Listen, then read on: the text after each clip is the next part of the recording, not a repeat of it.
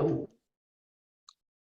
Welcome everyone to our very first working Wednesday of the 2021-2022 school year. Today's event actually kicks off our fall series.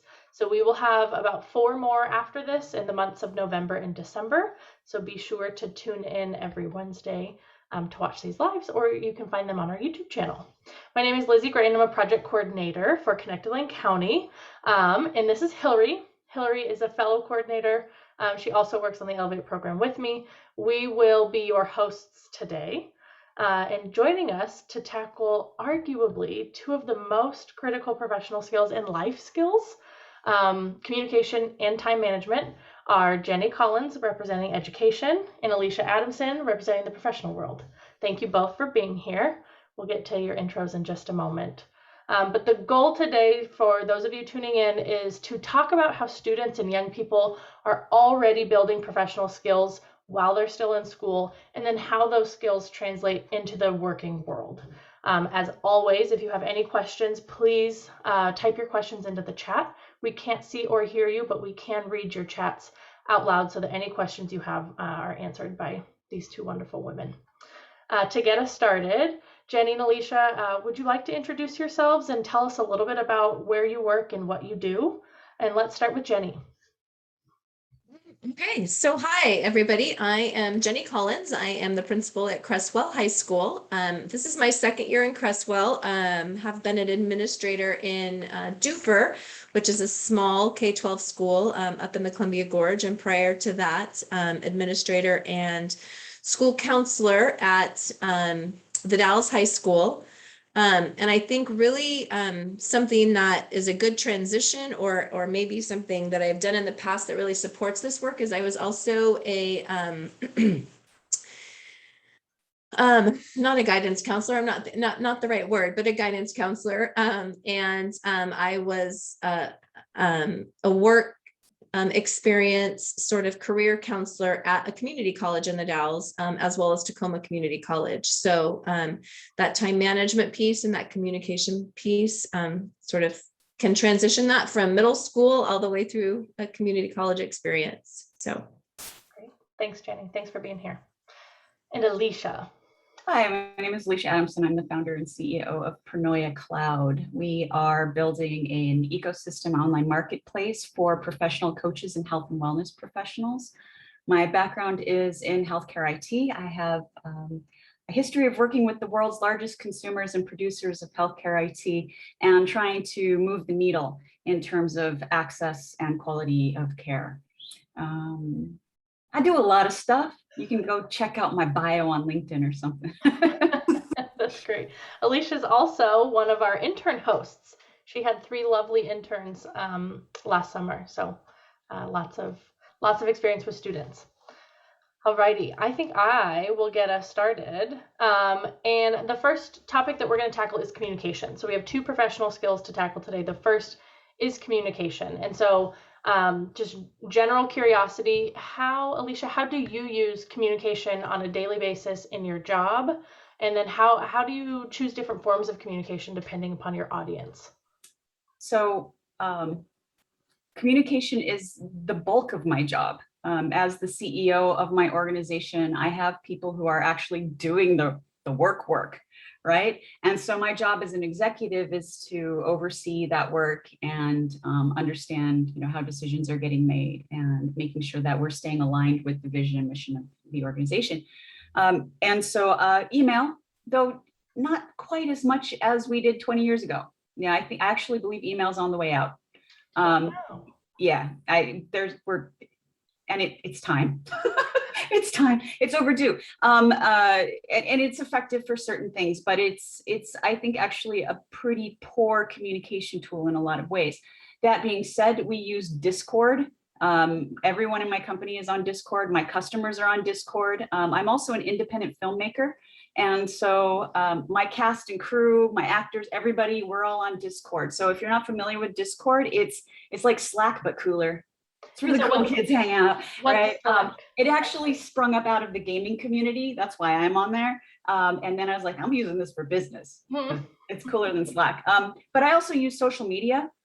because my stakeholders aren't just, directly in touch with me. I also, because I have a for-profit company, I need to communicate with potential customers. I need to communicate with investors, and I also choose to communicate with the broader startup ecosystem, because I believe with my experience, I have a lot to offer other startup founders. So I use TikTok and Twitter and LinkedIn, and I'm not Facebook, not so much, Instagram, not so much. But I also write articles on Medium.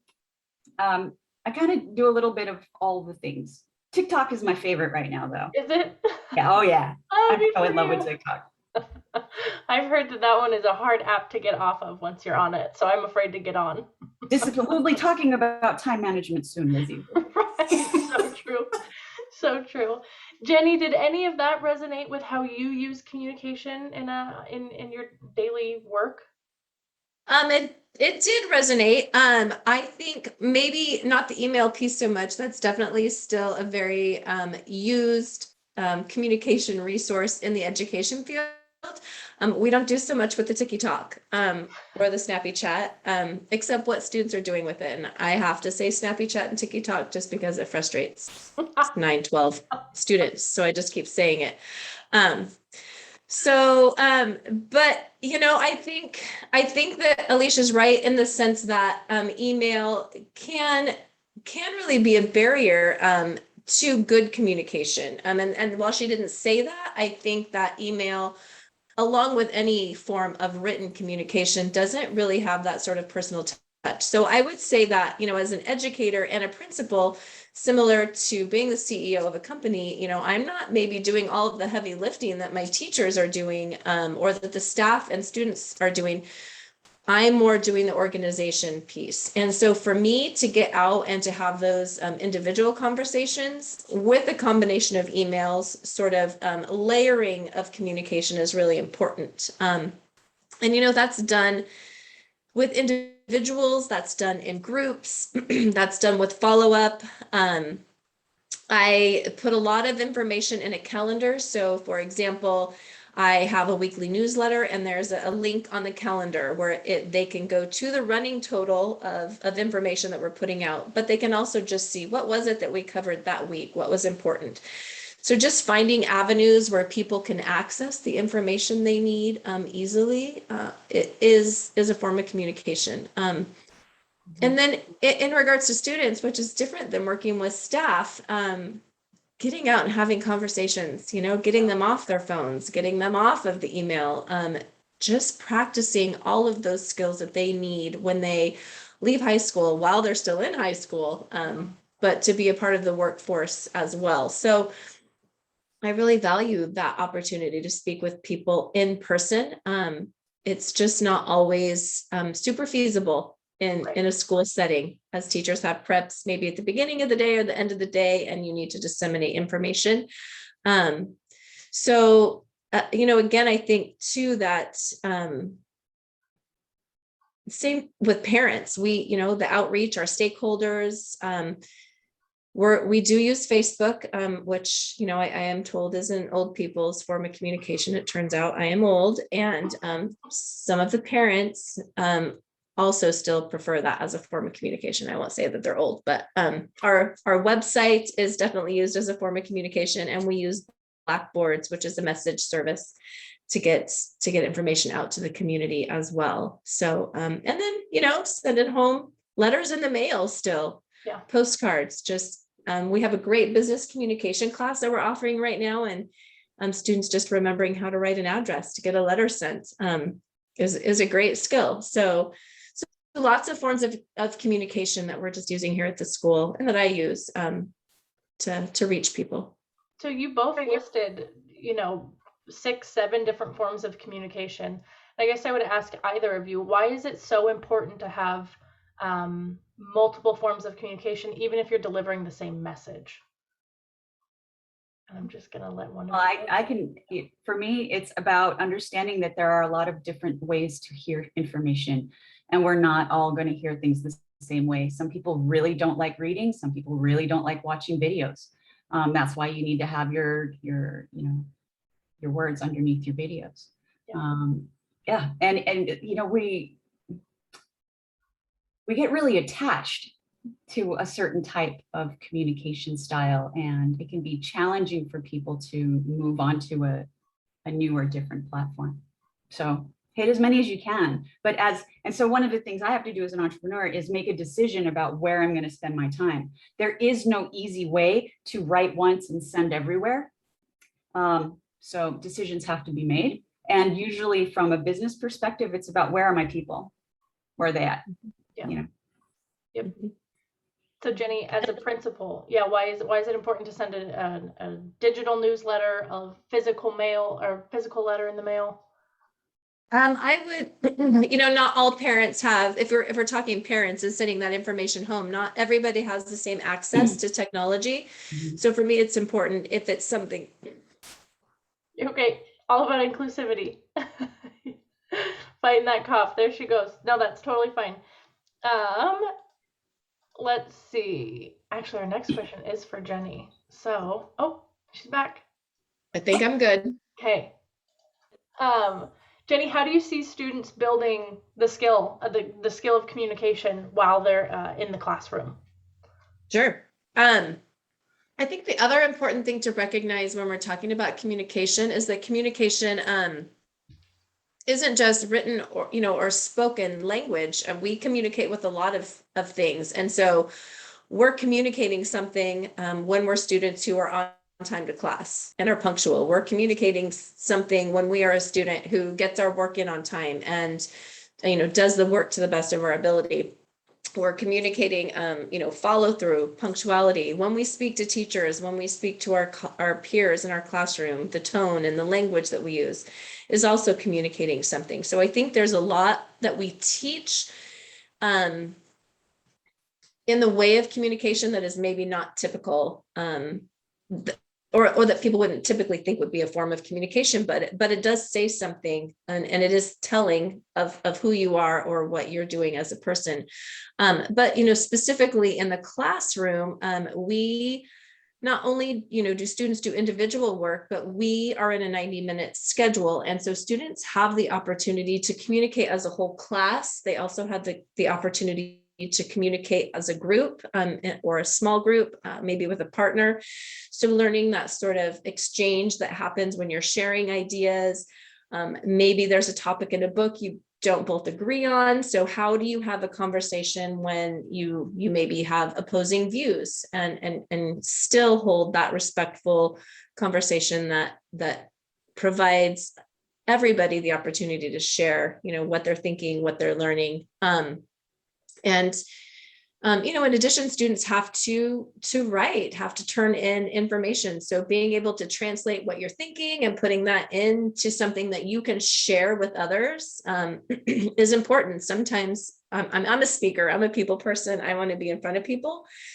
That's way easier than it is to sit down, I think, kind of as Alicia mentioned, to write that thing that needs to go out to several people, and then to make sure that it's heard in the way you intend for it to be heard. So assignments and projects, working together in groups are all ways that kids, students get to use communication and practice those things that will translate in the work environment. Great. Thank you, Jenny. Yeah. So Alicia, from your experience, do you think that the examples Jenny just gave translate into the professional world?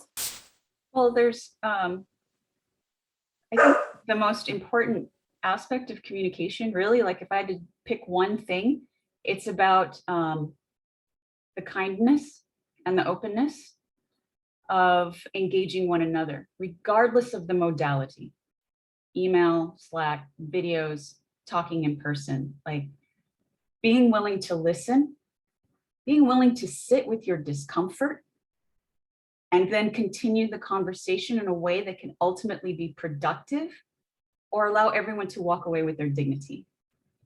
Anything that teaches that is valuable in the workplace. Yeah. So well said.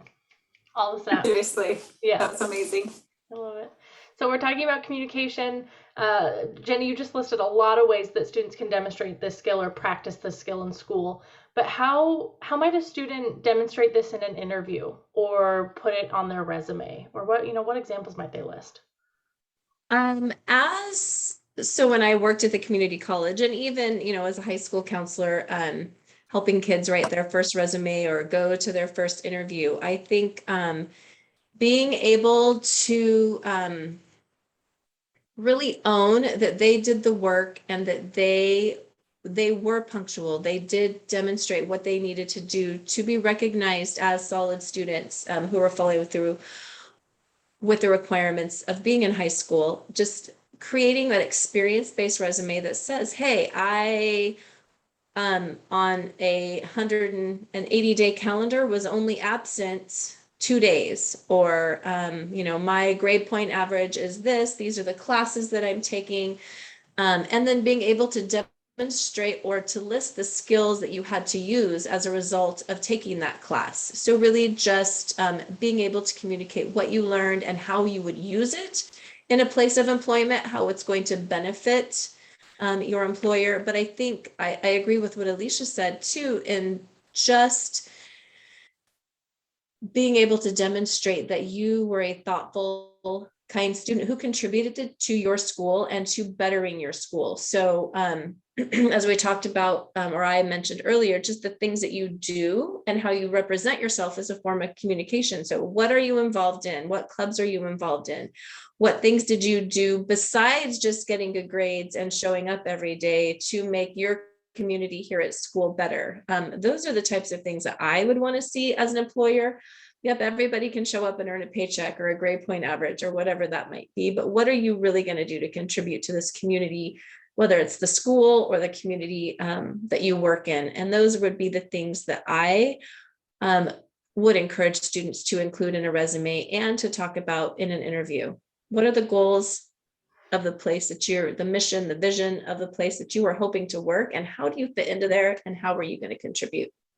I keep thinking of the question that I feel like is so often asked in a traditional interview, which is, tell me about a time that you worked on a team and something went poorly, or tell me about a time you worked on a project and it went poorly. And I think being able to demonstrate in your answer that you used communication as a tool to kind of work through whatever that problem was. That question just keeps coming to my head. Alicia, anything to add? Anything? I mean, you are someone that hires people. So is there something that you look for around communication in new hires?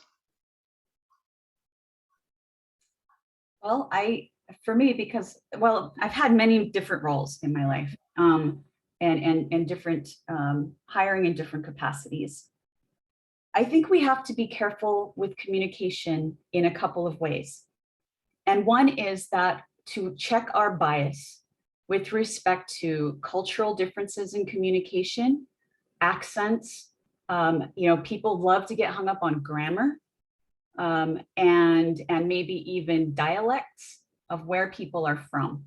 And just because someone talks a little different from you doesn't mean they're not qualified for the job, right?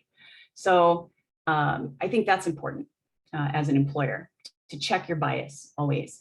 Another thing that is sort of a counterpoint to the question of what are you doing for your community? One of the things that I'm actually sometimes concerned about is when somebody has all the extracurricular things.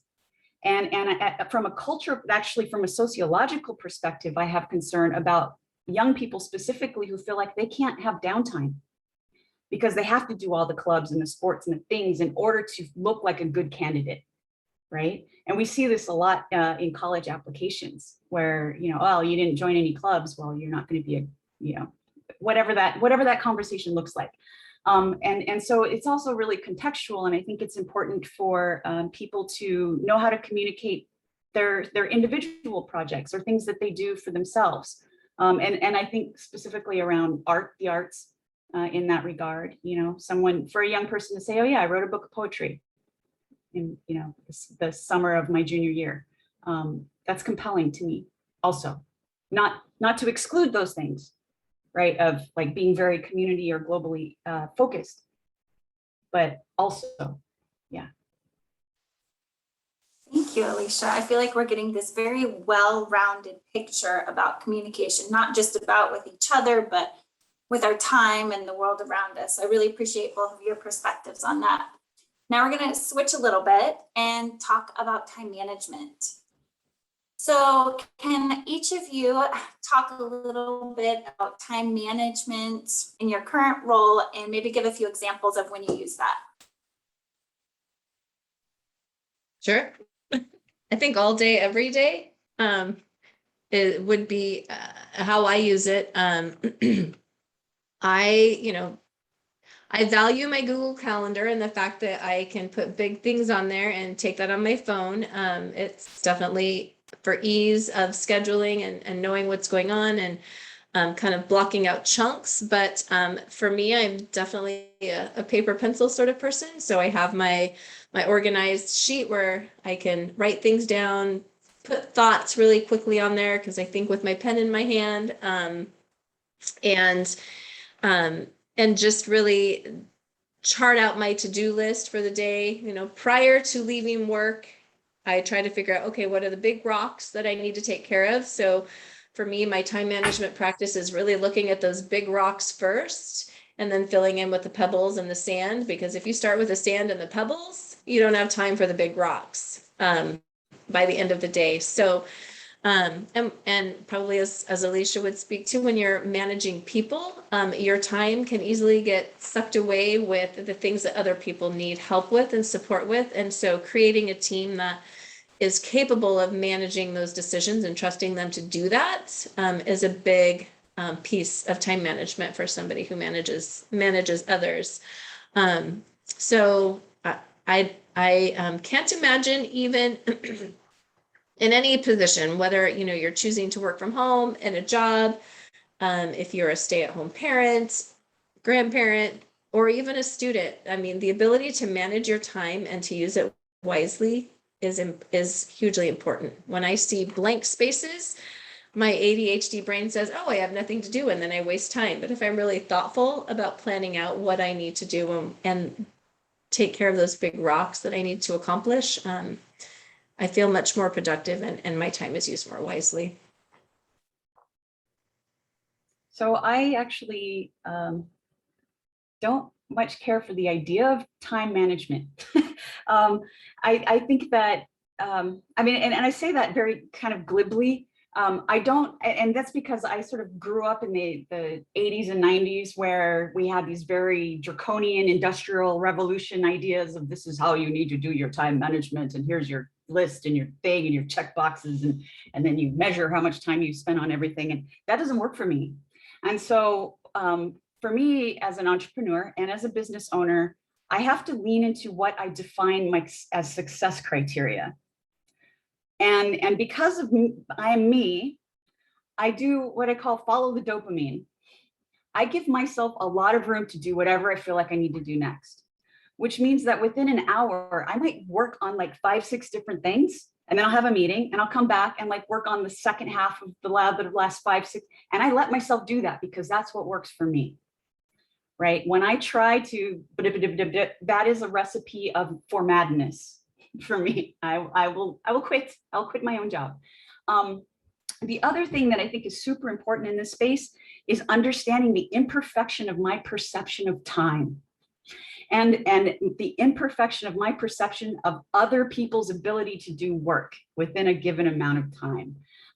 It is so important to always sort of reset the expectation. I think that our culture really endeavors to drive us towards maximizing our input and output in industrial revolution stuff. And we have an opportunity to redefine success and really sit down and decide how urgent is something really. Like a lot of times, like my spouse will say, I'm not saving babies. Right? So if this piece of the project doesn't get done till tomorrow, it's gonna be okay, right? Now, in my world, we literally do sometimes save babies, but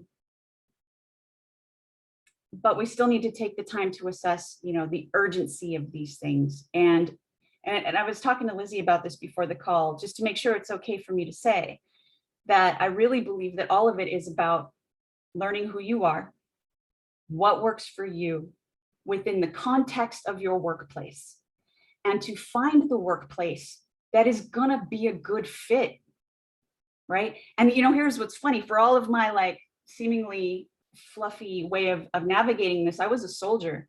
And when I was in the Army, that was like my favoriteest time of like workplace engagement. I loved that. Like, I loved that. But when it's just me and nobody's telling me what to do, I have a different way of navigating my success criteria, right? And it's about understanding what's going to work for me and communicating that with my staff. And they have room to tell me, you're being unreasonable, which I've heard twice last week. Right? They were very clear. This is not okay. Go look at the project management map and sit down, CEO, right? Yeah. I love this. This is such a good dichotomy. I'm sure that there are students who really resonate with what you were saying, Jenny and Alicia. I'm sure there are other students who are really resonating with what you were saying. So I really appreciate such different styles when it comes to time management. So I'm curious how this next part is going to go. Jenny, how do you see students using the skill and building this skill while they're in school? And then we'll move on to Alicia after that. I think it's maybe a little bit, are we building the skill or are we just sort of demanding the skill to some degree, in that we have to set due dates. We live, by the quarter, we live by the semester, we, move into third quarter. And so we sort of set these timeframes that students have to live by, and that's their time management. Now, from there, when you sort of use that old, I think I still might have my 1980s, leather planner that I thought I had to have, and I probably just doodled in it. But when you do that sort of planning backwards after we've set those dates for when things are due, it's sort of that project management piece of it. Okay, I have 3 big papers due this week, and if I work backwards, I need my bibliography and I need to have all this finished. So looking at the dates that we set and then planning backwards. So maybe a project management piece of time management, more so than being able to manage our own time, because I just don't know that that's what happens in schools. When you go home, you get to decide how you're going to use your time. Are you a last minute person? Do you wait till the last minute to get everything done? Or are you sort of a plan ahead person? But ultimately, those timeframes are set for you, and how you choose to accomplish that really probably comes down to what you said. Alicia is thinking over here, and I'm thinking over here, but giving kids and students the ability to figure that out and what's going to work for themselves. Yeah, I would just, dovetail on that. When I think about specific strategies, again, for me, it's about learning me. It's about know thyself. So the tools that I've used over the course of my life that help me do that is journaling and meditation, and to sit and be quiet and reflective of myself and be honest. Like, I really want this strategy to, like, I wanted so desperately for the boxes on my calendar to be like, because that's the right way to do it. And I wanted desperately for that to work. And all it did was cause me pain. And then I had that, like, someone said something, I was like, follow the dopamine. Like, just accept that this is how my brain works. And I don't need to wrench it into something else. Now, I'm my own boss. So I have a lot of allowances with myself. But that I think is the main trick. I had one other trick that I put down in my notes, is to read and learn. And this actually goes back to communication mostly, but there are lots of books to help you learn. And if you're not into reading books, which I actually am not into books that much, it's hard for me because I'm dyslexic, but I'll sit and, listen to a podcast or watch a video about like different personality types. DISC people, introverts and extroverts, perceivers and judgers. Like, there's so many different ways to maybe explore and unpack who you are. And if you're curious about that self-discovery, Google is your friend. Yeah. We recently, as a staff, did something very cool, and our boss paid for us to take a kind of like just a like super in-depth version of the Enneagram, like personality quiz, but it was, it was one that we had to pay to subscribe to, and so the results that it kind of spit out at the end were tailored to what we need in the workplace, and it was so enlightening to learn about myself, and I'm sure Hillary would agree, but it was really, really fun because it's so interesting to see how it differs in, your personal life and then your work life, and it helps you identify potential conflicts.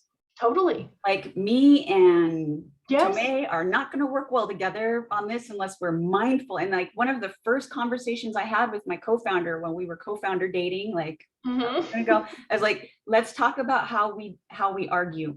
Yeah. What is your strategy for, when you feel like someone is not respecting you? What do you do? Do you shut down? Do you get snarky? And then just putting that on the table, and they're like, okay, so when you do that to me, I know that we have a conversation to have. Yeah, absolutely. Yeah, it talked all about what kind of leadership, you need, and interpersonal conflict and all the things, for sure. And another, I know I wasn't asked the question, but another encouragement I would have to any students tuning in is that although we need work experience, and although you might need a job, and so you apply to multiple and take the first one that's offered to you, at some point in life, recognizing that you're also interviewing the company that is interviewing you. And so you have to see yourself working there, and you have to see it being a healthy place for you to work. And if it's not, you don't have to take the job. So values alignment, values. Yeah. All day long. Yeah. I will hire someone. So values misalignment is a no hire. That's really, and it's certain things that I think around social justice and cultural priorities. But I will hire someone who doesn't necessarily have the skills that I don't like. The skills might not totally line up, but if I think you are dedicated and competent, you can learn it. You can learn the skills. But being, and just like you can learn to communicate well, you can learn to be a good leader. And I believe that too. But if there's a fundamental misalignment in values, then that's something that just creates friction that maybe we don't need. And I'm not the one. I'm not the one for you.